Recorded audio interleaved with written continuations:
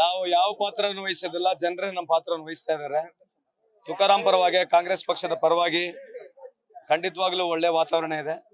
ಇಡೀ ಕರ್ನಾಟಕ ರಾಜ್ಯದಲ್ಲಿ ನಾನೆಲ್ಲ ಕಡೆ ಪ್ರವಾಸ ಮಾಡ್ತಾ ಇದ್ದೀನಿ. ಕಾಂಗ್ರೆಸ್ ಪರವಾದಂತ ಒಳ್ಳೆ ಗಟ್ಟಿ ಗಾಳಿ ಇದೆ. ಒಂದ್ ಕಡೆ ಈಗ ರಾಮ್ಲು ಅವರು ಕೂಡ ಜನರನ್ನ ಭಾವನಾತ್ಮಕವಾಗಿ ಸೆಳೀತಾ ಇದ್ದಾರೆ. ಕೊನೆ ಚುನಾವಣೆ, ಅವರು ಸೋತರು ಶಾಸಕರಾಗಿರ್ತಾರೆ.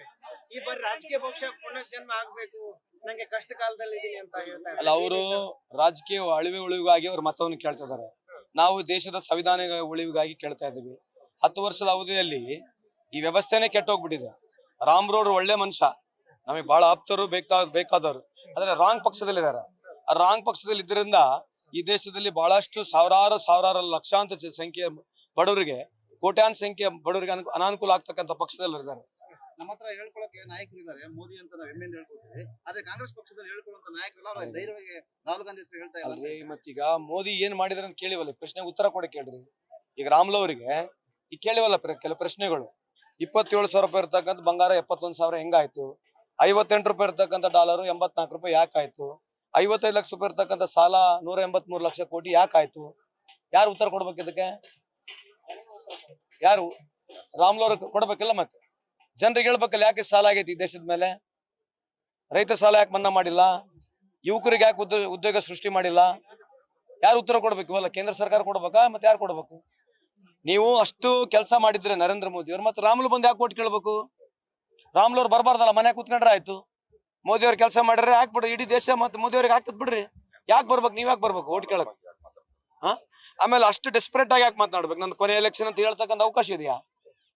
ಈಗ ಅವರು ಡೆಸ್ಪರೇಟ್ ಆಗಿ ಮತ್ತೆ ಮೋದಿ ಅವ್ರಿಗೆ ಓಟ್ ಹಾಕ್ತಾರೆ ಬಿಡ್ರಿ, ಮತ್ತೆ ನಿಮ್ದು ಯಾಕೆ ಕೊನೆ ಎಲೆಕ್ಷನ್ ಆಗುತ್ತೆ? ಅದು ಆದ್ರೆ ಸೋಲಿನ ಭಯ ಕಾಡ್ತಾ ಇದೆ ಸರ್ ಅವ್ರಿಗೆ. ಕಾಡ್ತಾ ಇದೆ ಅಂತ ಅರ್ಥ ಅಲ್ಲ, ಮೇಲ್ನೋಟದಲ್ಲಂತೂ ಹಂಗೆ ಕಾಣ್ತಾ ಇದೆ. I got greatest respect and regard for him. Is absolutely good human being. ನನಗೆ ಒಳ್ಳೆ ಸ್ನೇಹಿತರು ಕೂಡ ಅವರು. ಪಕ್ಷ ಬೇರೆ ಇದೆ, ಐಡಿಯಾಲಜಿಕಲಿ ಪಕ್ಷ ಬೇರೆ ಇದೆ. ನಾವು ಅದೇ ಹೇಳ್ತೀವಲ್ಲ, right man in wrong party ಅಂತ ಹೇಳ್ತೀವಿ. ಸರಿ, ದಿಂಗಾಲೇಶ್ವರ ಶ್ರೀಗಳು ಕೂಡ ನಾಮಿನೇಷನ್ ಮಾಡ್ತಾ ಇದ್ದಾರೆ ಸರ್, ಆಲ್ರೆಡಿ ಆಗಿರ್ಬೋದು ಸರ್. ಗುರುತಿಲ್ಲ, ಅದ್ರ ಬಗ್ಗೆ ಮಾಹಿತಿ ಇಲ್ಲ, ತೊಳ್ತೇನೆ.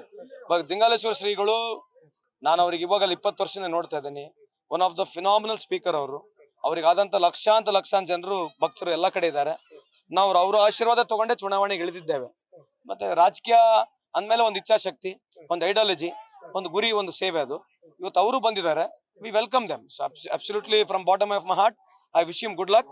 ಬಟ್ ಅವ್ರ ಆಶೀರ್ವಾದ ತಗೊಂಡು ನಾವು ಚುನಾವಣೆ ಮಾಡ್ತಾ ಇದೀವಿ ಅಂತ ಈ ಸಂದರ್ಭಕ್ಕೆ ಕೇಳಲಿಕ್ಕೆ ಇಚ್ಛೆಪಡ್ತೀನಿ. ಎದುರಿಸೋದಕ್ಕೆ 3 ಜನ ಸಚಿವರು ಬಿಟ್ಟಿದ್ದಾರೆ. ಇಡೀ ಸರ್ಕಾರನೇ ಬಂದ್ರು ಕೂಡ ನಾವು ರಾಮ್ಲನ್ ಯಾಕೆ ಎದುರಿಸಬೇಕು? ನಾವು ನೋಡ್ರಿ, ಪಕ್ಷದ ಪರವಾಗಿ ಎಲ್ಲಾ ಎಲ್ಲಾರು ಇರ್ತಾರ. ಇವತ್ತು ನಾವು ಸಚಿವರುಗಳಿದ್ದೀವಿ. ಸಚಿವರಿಲ್ಲದ್ರೆ ಏನ್ ಮಾಡ್ತಿದ್ರಿ? ಸಚಿವರಿಲ್ಲ ನಾವು ಬಂದ್ ಕೆಲಸ ಮಾಡಿಲ್ಲ. ರಾಮ್ಲು ವಿರುದ್ಧ ಮಾಡಿಲ್ವಾ? ಸಚಿವರಾಗ ಅವರು ಸೋತಾರೆ, ನಾವು ಗೆದ್ದೀವಿ. ನಾವು ಸೋಲ್ತೀವಿ, ಅವ್ರು ಗೆಲ್ತಾರೆ. ಸೋಲ್ಸೋದು ಗೆಲ್ಸೋದು ಜನ, ನಾವಲ್ಲ. ನಾವ್ ಹೇಳ್ಬಿಟ್ರೆ ಜನ ಓಟ್ ಹಾಕ್ತಾರ? ಅವ್ರಿಗೆ ಒನ್ ಟೈಮ್ ಆಗ್ತಾರೆ, ನಮಗೆ ಒನ್ ಟೈಮ್ ಆಗ್ತಾರೆ. ಈ ಬಾರಿ ನಮಗೆ ಆಗ್ತಕ್ಕಂಥ ಸಾಧ್ಯತೆ ಮೇಲ್ನೋಟದ ಜಾಸ್ತಿ ಕಾಣ್ತಾ ಇದೆ. ಅದಕ್ಕೆ ಹತಾಶರಾಗಿ ಅವ್ರು ಮಾತನಾಡ್ತಿದ್ದಾರೆ. ರಾಮ್ಲನ್ನ ಸೋಲ್ಸೋದು ನಾವಲ್ಲ, ಜನರು ಸೋಲ್ಸ್ತಾರ. ನಾವ್ ಸೋಲ್ಸ್ತೀವಾ? ಗ್ರಾಮ ಪಂಚಾಯತ್ ಒಬ್ಬರು ಸಚಿವರನ್ನ ಕಣಕ್ಕೆ ಇಳಿಸ್ತಾ ಇದ್ದಾರೆ. ರಾಮ್ಲು ಎಷ್ಟು ಗ್ರಾಮ ಪಂಚಾಯತ್ ಇದಾವ್ರಿ ಅಲ್ಲಿಗೆ? ಅವ್ರಿಗೆ ಸ್ವಲ್ಪ ಅದೇ ಹೇಳ ಲೆಕ್ಕ ಪಕ್ಕ ಗುರುತಲ್ಲ. ರಾಮ್ಲಣ್ಣಗ ಎಷ್ಟು ಗ್ರಾಮ ಪಂಚಾಯತ್ ಇದಾವೆ? ಇರ್ತಕ್ಕಂಥ ಸಚಿವರು ಎಷ್ಟಿದ್ದಾರೆ? 33 ಸಚಿವರು ಇದಾರೆ, ಇನ್ಕ್ಲೂಡಿಂಗ್ CM. ಮತ್ತೆ ಗ್ರಾಮ ಪಂಚಾಯತ್ ಒಂದ್ ಸಚಿವರು ಹೆಂಗ್ರಿ ಇಳಿಸೋಣ? ಬೇರೆ ಕಡೆ ಚುನಾವಣೆ ಮಾಡ್ತಿಲ್ವಾ ನಾವು? ಈಗ ನೋಡ್ರಿ, ಅಲ್ರಿ ಪರ್ಸನಲ್ ಆಗಲ್ಲ, ಇದು ವೈಚಾರಿಕತೆ. ಯಾವ ರಾಮ್ಲು ಅವರು ಅಂಬೇಡ್ಕರ್ ಸಾಹೇಬ್ರಿಂದಾನೆ ಅವ್ರಿಗೆ ಅಧಿಕಾರ ಸಿಕ್ಕಿದೆ. ಅಂಬೇಡ್ಕರ್ ಸಂವಿಧಾನನ ನಾವು ಸುಡ್ತೀವಿ, ಅವ್ರನ್ನ ಮುಗಿಸ್ತೀವಿ ಅಂತ ಹೇಳ್ತಕ್ಕಂಥವ್ರು ರಾಮ್ಲು ಅವ್ರು ಯಾಕೆ ಅದ್ರ ವಿರುದ್ಧ ಮಾತನಾಡಲ್ಲ? ಯಾಕೆ ರಾಮ್ಲು ಅವರು ಅಂಬೇಡ್ಕರ್ ಸಾಹೇಬ್ರನ್ನ ಸಂವಿಧಾನವನ್ನು ಚೇಂಜ್ ಮಾಡ್ತೀವಿ ಅಂತ ಹೇಳಿರ್ತಕ್ಕಂಥ ಬಿಜೆಪಿ ವಿರುದ್ಧ ಒಂದ್ ಹೇಳಿಕೆನೂ ಯಾಕೆ ಕೊಡಲ್ಲ? ಸರಿಯೋ ತಪ್ಪಿದು?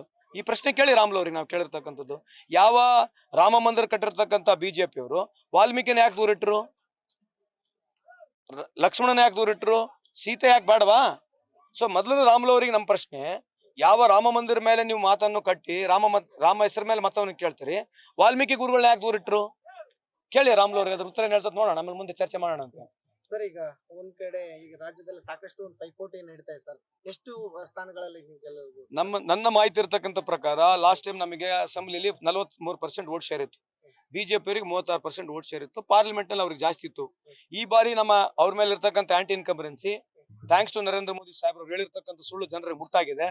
ಬಡವರು ಯಾವ ರೀತಿಯಿಂದ ಒಂದ್ ರೀತಿನೂ ಆಗಿಲ್ಲ ಕಾರ್ಯಕ್ರಮ. ಹಂಗಾಗಿ I am sure that we will cross nearing 50-51% of vote share and we should have between around 18 to 20 seats ಅಂತ ನನ್ನ ವೈಯಕ್ತಿಕ ಅಭಿಪ್ರಾಯ. ಸರಿ, ಜನಾರ್ದನ್ ರೆಡ್ಡಿ ಅವರು ಕೂಡ ಬಿಜೆಪಿಗೆ ಬಂದಿರೋದ್ರಿಂದ ಎಲ್ಲೊಂದ್ ಕಡೆ ಬಳ್ಳಾರಿ ಭಾಗದಲ್ಲಿ ಕಾಂಗ್ರೆಸ್ಗೆ ಮೈನಸ್. ಅಲ್ರಿ ಅದೇ ಹೇಳ್ತೀನಲ್ಲ, ಕಾಂಗ್ರೆಸ್ನ ಗೆಲ್ಸ್ಬೇಕಾಗಿದ್ರೆ ಜನರೇ ಗೆಲ್ಸ್ಬೇಕು, ಬಿಜೆಪಿನ ಸೋಲ್ಸ್ಬೇಕಂದ್ರೆ ಜನರೇ ಸೋಲ್ಸ್ಬೇಕು. ತೂಕು ಕಕ್ಕಡ ಲೀಡರ್, ತೂಕು ಈ ಕಡೆ ಇತ್ಲ ಲೀಡರ್ ಹೋದ್ರು ಕೂಡ ಅಂತದೇನು ಈ ಸಾರ್ವಜನಿಕ ಜೀವನದಲ್ಲಿ ವ್ಯತ್ಯಾಸ ಆಗೋದಿಲ್ಲ. ಜನರು ತೀರ್ಮಾನ ಮಾಡಬೇಕು. ನಮ್ಮ ಪಕ್ಷಗಳು ಮಾಡಿರ್ತಕ್ಕಂಥ ಕಾರ್ಯಕ್ರಮ ಇದೆ, ನರೇಂದ್ರ ಮೋದಿ ಅವರು ಮಾಡಿರ್ತಕ್ಕಂಥ ಕಾರ್ಯಕ್ರಮ 0 ಇದೆ. ಅವರು ಟಿವಿ ಮುಖಾಂತರನೇ ಜನಕ್ಕೆ ಹಾದಿಯನ್ನು ತಪ್ಪಿಸ್ತಾ ಇದಾರೆ. ಇನ್ನಾದ್ರೂ ಕೂಡ ನನ್ನ ಚಾಲೆಂಜ್ ಇದೆ, ಒಬ್ರು ಡಿಬೇಟಿಗೆ ಬಂದಿಲ್ಲ. ಎರಡನೇದು, ನರೇಂದ್ರ ಮೋದಿ ಅವರು ಸಾಹೇಬ್ರು ಅಷ್ಟು ಪಾಪ್ಯುಲರ್ ಇದ್ರೆ ಇಷ್ಟೆಲ್ಲ ಟಿವಿಗೆ ಯಾಕೆ ಖರ್ಚು ಮಾಡ್ಬೇಕು ನೀವು? ಇವತ್ತು ಕೇಂದ್ರ ಸರ್ಕಾರದ 6,500 ಕೋಟಿ ರೂಪಾಯಿ ಖರ್ಚು ಮಾಡಿದ್ದಾರೆ. ಪರ್ಸನಲ್ ಆಗಿ ಅವ್ರ ಪಬ್ಲಿಸಿಟಿಗಾಗಿ 6,500 ಕೋಟಿ ಖರ್ಚು ಮಾಡಿದ್ದಾರೆ. ಇವತ್ತು ಇನ್ವೆನ್ಷನ್ ಮೇಲೆ, R&D ಮೇಲೆ, ರಿಸರ್ಚ್ ಮೇಲೆ 0 ಖರ್ಚಾಗಿರ್ತಕ್ಕಂಥ ನಾನು ಹೇಳ್ತಕ್ಕಂಥ ನೀತಿ ಆಯೋಗ ರಿಪೋರ್ಟ್ ಇದು.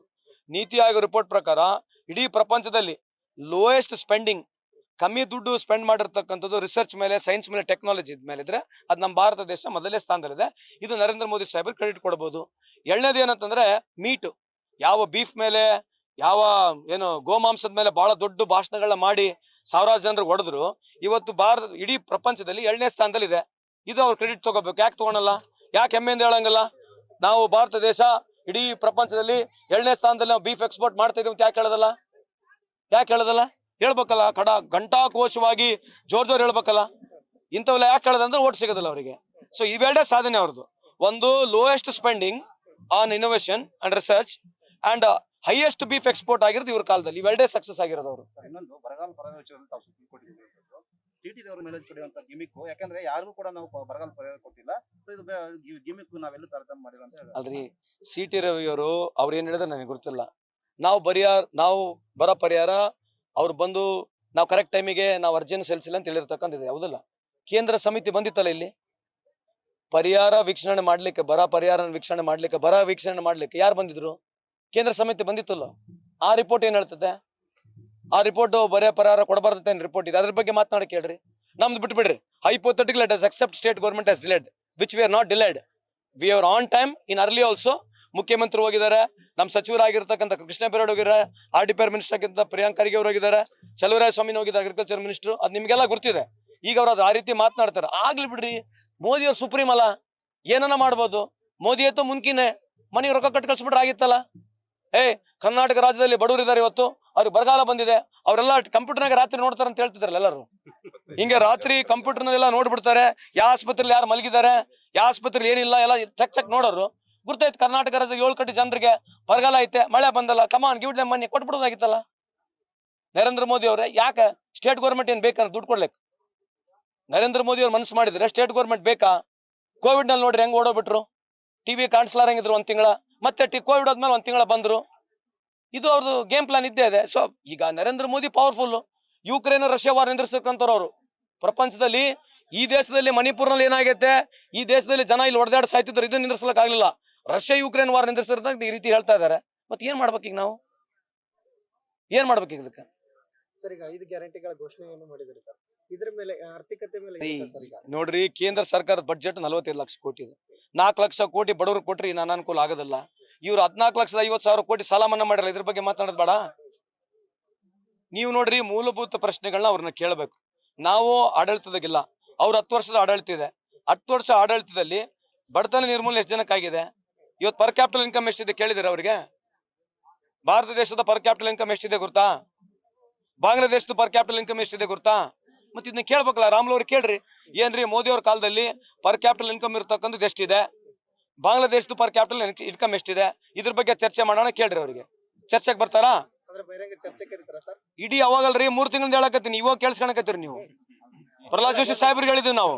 ಎಲೆಕ್ಷನ್ ಆದ್ಮೇಲೆ MP ಎಲೆಕ್ಷನ್ ಇದು ಎಂಪಿಗಳು ಸರಿಯಾದ ಸಚಿವರು ಸರಿಯಾದ ಪರ್ಫಾರ್ಮೆನ್ಸ್ ಕೊಡದೆ ಹೋದ್ರೆ ಸಚಿವರು ಕಲ್ಯಾಣ ಆಗುತ್ತೆ ಅಲ್ರಿ. ಅದು ಸಂಬಂಧ ಐತೆ ಈ ಚುನಾವಣೆಗೆ?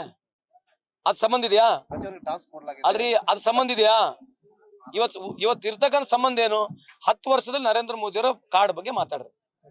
ರಾಮ, ರೈಮ, ಪಾಕಿಸ್ತಾನ, ತಾಲಿಬಾನ, ಮುಸಲ್ಮಾನ, ಈ 5 ಬಿಟ್ರೆ ಬೇರೆ ಏನ್ ಮಾತಾಡ್ಬೋದು ಹೇಳ್ರಿ ನೋಡೋಣ. ಅವ್ರು ಈ 5 ಬಿಟ್ರೆ ಬೇರೆನ್ನ ಮಾತಾಡ್ಬೋದಾ? ಮನೆಗಳು ಕಟ್ಟಾರ ಅಂತ ಹೇಳ್ತಾರೆ. ಈ ಹಳ್ಳಿಗಳ ಇಲ್ಲೇ ಬಂದಿರಿ, ಟಿವಿ ಹಿಡ್ಕೊಂಡು ಹೋಗಿ ನೋಡ್ರಿ. ಪ್ರಧಾನ ಮಂತ್ರಿ ಆವಾಸ್ ಯೋಜನಾ ಎಲ್ಲೈತಿ ನೋಡ್ಕೊಂಬರ್ರಿ. ಹೋಗಿ ನೋಡ್ಕೊಂಬರ್ತಾರಲ್ಲ, ಮನೆಗಳು ಕಾಣಬಹುದಾ? ಟಿವಿಯಾಗೆ ಪಬ್ಲಿಸಿಟಿಗಳು ಮಾಡ್ಕೊಂತಾರೆ. ನಿರ್ಮಲಾ ಸೀತಾರಾಮರವರು 3 ಕೋಟಿ ಮನೆ ಕಟ್ಟಿದೀವಿ ಅಂತ ಹೇಳಿ ಪಾರ್ಲಿಮೆಂಟ್ ನಲ್ಲಿ ಅವ್ರು ಹೇಳ್ತಾರೆ. ನೆಕ್ಸ್ಟ್ ಡೇ ಪ್ರಧಾನಮಂತ್ರಿ 4 ಕೋಟಿ ಅಂತ ಹೇಳ್ತಾರೆ. ಯಾವ್ದು ಒಪ್ಬೇಕು ನಾವೀಗ? ಹಣಕಾಸು ಮಂತ್ರಿ ಸುಳ್ಳು ಹೇಳ್ತಾರೆ. ಯಾರು ಸುಳ್ಳು ಹೇಳ್ತಾರೆ ನೀವ್ ಹೇಳ್ಬೇಕು ನಮಗೆ. ಯಾರೊಬ್ರು ಸುಳ್ಳು ಹೇಳ್ತಿದಾರೆ, ಯಾರು ಸುಳ್ಳು ಹೇಳ್ತಾರೆ ನೀವು ನೋಡ್ಕೊಳ್ರಿ. ಬಿಜೆಪಿ ಅವರಿಗೆ ಸುಳ್ಳು ಹೇಳ್ತಕ್ಕಂಥದ್ದು ಒಂದು ವಹಿವಾಟು ಆಗ್ಬಿಟ್ಟಿದೆ. ಎರಡನೇದು 10 ವರ್ಷ ಅವಧಿಯಲ್ಲಿ ಅವ್ರು ಹೇಳ್ಬೇಕು ತಾನೆ, ರಿಪೋರ್ಟ್ ಕಾರ್ಡ್ ನಾವಲ್ಲ. Thank you. ಕೊನೆಯದಾಗಿ ಸರ್ ಎಷ್ಟು ಅಂತರದಿಂದ ಗೆಲ್ತೀರಿ? ನಾವು 1 ಓಟದಲ್ಲಿ ಗೆದ್ರು ಕೂಡ ಪಾರ್ಲಿಮೆಂಟ್ ಅಲ್ಲಿ ಒಂದೇ ಸೀಟು, 1 ಲಕ್ಷದಲ್ಲಿ ಓಟ್ ಗೆದ್ರು ಕೂಡ ಪಾರ್ಲಿಮೆಂಟ್ ಅಲ್ಲಿ ಒಂದೇ ಸೀಟು. ನಮಗೆ ವಿಶೇಷವಾಗಿ ಒಳ್ಳೆ ಬಹುಮತದಲ್ಲಿ ತುಕಾರಾಮರು ಗೆಲ್ತಕ್ಕಂಥ ಸಾಧ್ಯತೆ ಇದೆ. ಆ ಜನತೆ ನಮಗೆ ಆಶೀರ್ವಾದ ಮಾಡ್ತಾರೆ ಅಂತ ನನ್ನ ನಂಬಿಕೆ ಇದೆ. ನಮಸ್ಕಾರ. ನ್ಯೂಸ್ ಫಸ್ಟ್ ನಿರ್ಭೀತಿಯಿಂದ ನಿಮ್ಮ ಪರವಾಗಿ.